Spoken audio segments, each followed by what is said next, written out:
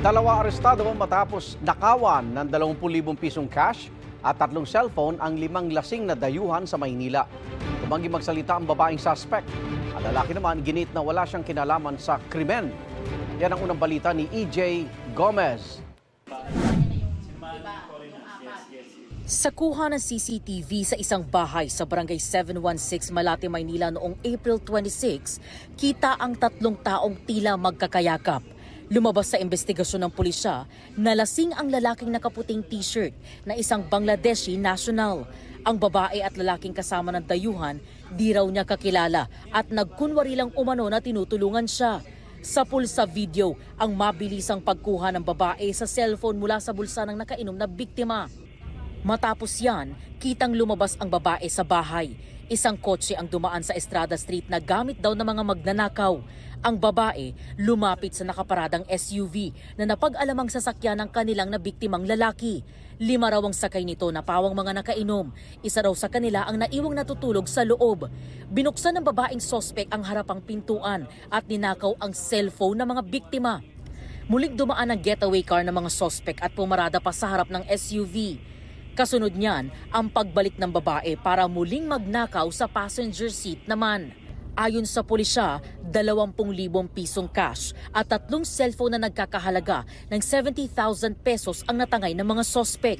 So yung modus operandi nila dito is to victimize foreign nationals, lalo na yung mga drug and intoxicated foreign nationals, no, and then pretending them to guide them going back to their residence and then victimizing them through theft or other criminal means.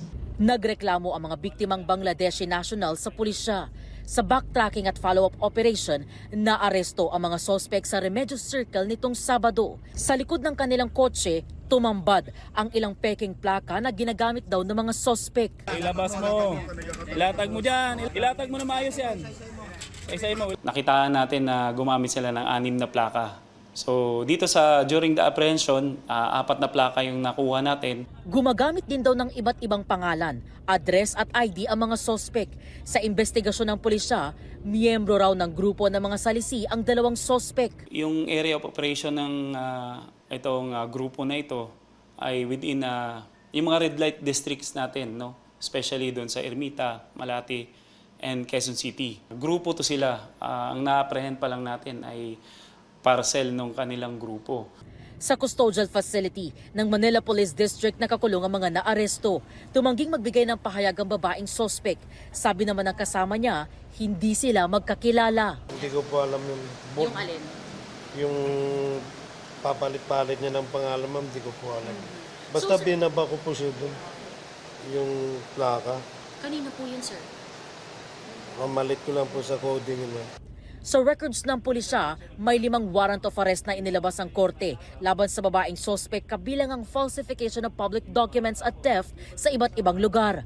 May arrest warrant din sa lalaking sospek sa kasong theft noong July 2024. Maharap sila sa panibagong mga kaso ng falsification of public documents by a private individual, paglabag sa Revised Penal Code 178, paglabag sa New Anti-Carnapping Law at paglabag sa RA 4136 o LTO Code. Ito ang unang balita. EJ Gomez para sa GMA Integrated News. Igan, mauna ka sa mga balita, mag-subscribe na sa GMA Integrated News sa YouTube para sa iba't ibang ulat sa ating bansa.